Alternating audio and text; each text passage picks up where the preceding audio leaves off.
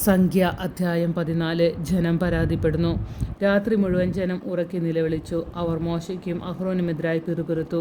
അവർ പറഞ്ഞു, ഈജിപ്തിൽ വെച്ച് ഞങ്ങൾ മരിച്ചിരുന്നെങ്കിൽ, ഈ മരുഭൂമിയിൽ വെച്ച് ഞങ്ങൾ മരിച്ചെങ്കിൽ, വാളിനിരയാകാൻ കർത്താവ് ഞങ്ങളെ ഈ ദേശത്തേക്ക് കൊണ്ടുവന്നത് എന്തിനെ?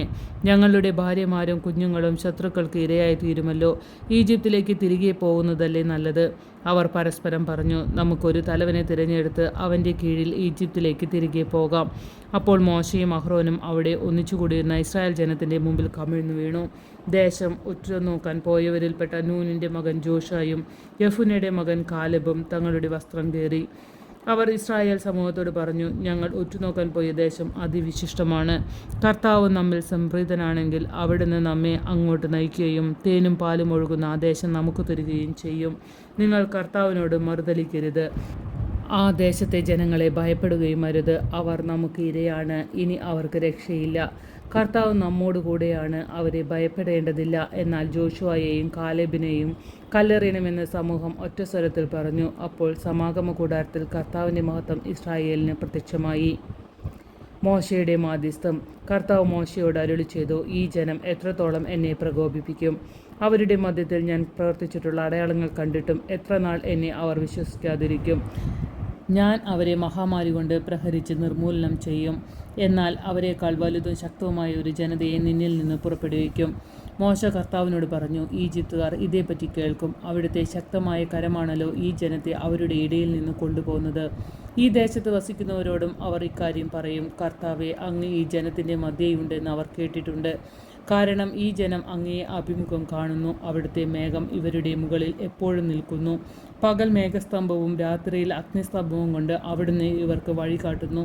അതിനാൽ ഒരൊറ്റയാളെ എന്ന പോലെ അങ്ങ് ഈ ജനത്തെ സംഹരിച്ചു കളഞ്ഞാൽ അങ്ങയുടെ പ്രശസ്തി കേട്ടിട്ടുള്ള ജനതകൾ പറയും, അവർക്ക് കൊടുക്കാമെന്ന് സത്യം ചെയ്ത ദേശത്ത് അവരെ എത്തിക്കാൻ കർത്താവിന് കഴിവില്ലാത്തതുകൊണ്ട് മരുഭൂമിയിൽ വെച്ച് അവൻ അവരെ കൊന്നുകളഞ്ഞു.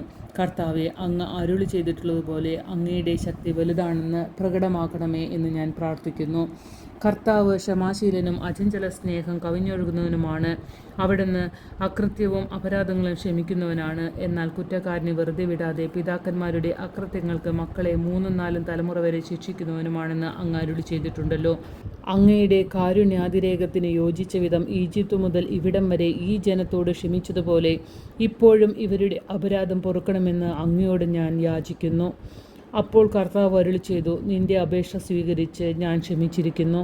എന്നാൽ ഞാനാണേ, ഭൂമി നിറഞ്ഞിരിക്കുന്ന എൻ്റെ മഹത്വമാണേ, കർത്താവായ ഞാൻ പറയുന്നു, എൻ്റെ മഹത്വവും ഈജിപ്തിലും മരുഭൂമിയിലും വെച്ച് ഞാൻ ചെയ്ത അടയാളങ്ങളും കണ്ടിട്ടും എന്നെ 10 പ്രാവശ്യം പരീക്ഷിക്കുകയും എൻ്റെ സ്വരം അവഗണിക്കുകയും ചെയ്ത ഈ ജനത്തിൽ ആരും അവരുടെ പിതാക്കന്മാർക്ക് ഞാൻ വാഗ്ദാനം ചെയ്ത ദേശം കാണുകയില്ല.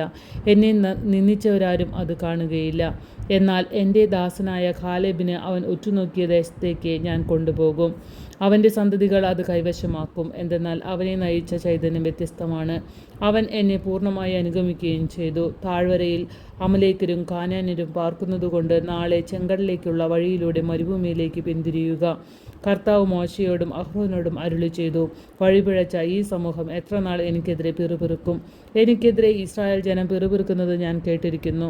അവരോട് പറയുക, ജീവിക്കുന്നവനായ ഞാൻ ശപഥം ചെയ്യുന്നു, ഞാൻ കേൾക്കെ നിങ്ങൾ പിറുപിറുത്തതുപോലെ ഞാൻ നിങ്ങളോട് ചെയ്യും. നിങ്ങളുടെ ശവങ്ങൾ ഈ മരുഭൂമിയിൽ വീഴും. നിങ്ങളിൽ 20 അതിലേറെയും വയസ്സുള്ളവരിൽ എനിക്കെതിരായി പിറുപിറുത്ത ഒരാൾ പോലും നിങ്ങളെ പാർപ്പിക്കാമെന്ന് ഞാൻ വാഗ്ദാനം ചെയ്ത ദേശത്ത് പ്രവേശിക്കുകയില്ല. യെഫുന്നയുടെ മകൻ കാലെബും നൂനിൻ്റെ മകൻ ജോഷുവയും മാത്രം അവിടെ പ്രവേശിക്കും. എന്നാൽ ശത്രുക്കൾക്ക് ഇരയാകുമെന്ന് നിങ്ങൾ ഭയപ്പെട്ട നിങ്ങളുടെ മക്കളെ ഞാൻ അവിടെ പ്രവേശിപ്പിക്കും. നിങ്ങൾ തിരസ്കരിച്ച ആ ദേശം അവർ അനുഭവിക്കും. നിങ്ങളുടെ ശവങ്ങൾ ഈ മരുഭൂമിയിൽ വീഴും. നിങ്ങളിൽ അവസാനത്തെ ആൾ ഈ മരുഭൂമിയിൽ വീഴുന്നതുവരെ നിങ്ങളുടെ അവിശ്വസ്തതയ്ക്ക് പ്രായശ്ചിത്തം ചെയ്തുകൊണ്ട് നിങ്ങളുടെ മക്കൾ 40 വർഷം ഈ മരുഭൂമിയിൽ നാടോടികളായി അലഞ്ഞു തിരിയും. 40 ദിവസം നിങ്ങൾ ആ ദേശം രഹസ്യ നിരീക്ഷണം നടത്തി ഒരു ദിവസത്തിന് 1 വർഷം വീതം 40 വർഷത്തേക്ക് നിങ്ങളുടെ അകൃത്യത്തിന് നിങ്ങൾ പ്രായശ്ചിത്തം ചെയ്യണം. എന്നോട് കാട്ടിയ അവിശ്വസ്തതയുടെ രൂക്ഷത അങ്ങനെ നിങ്ങൾ അറിയും.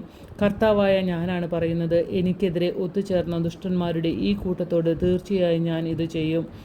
അവരിൽ അവസാനത്തെ മനുഷ്യൻ വരെ ഈ മരുഭൂമിയിൽ മരിച്ചു വീഴും. ദേശം ഉറ്റുനോക്കാൻ മോശ അയക്കുകയും മടങ്ങി വന്ന് തെറ്റായ വാർത്ത പ്രചരിപ്പിച്ച് മോശയ്ക്കെതിരെ ജനം മുഴുവൻ പിറുപിറുക്കാൻ ഇടയാക്കുകയും ചെയ്തവർ മഹാമാരി ബാധിച്ച് കർത്താവിന് മുമ്പിൽ മരിച്ചു വീണു. ഉറ്റുനോക്കാൻ പോയവരിൽ നൂനിൻ്റെ മകനായ ജോഷയും യഫൂനയുടെ മകൻ കാലെബും മരിച്ചില്ല.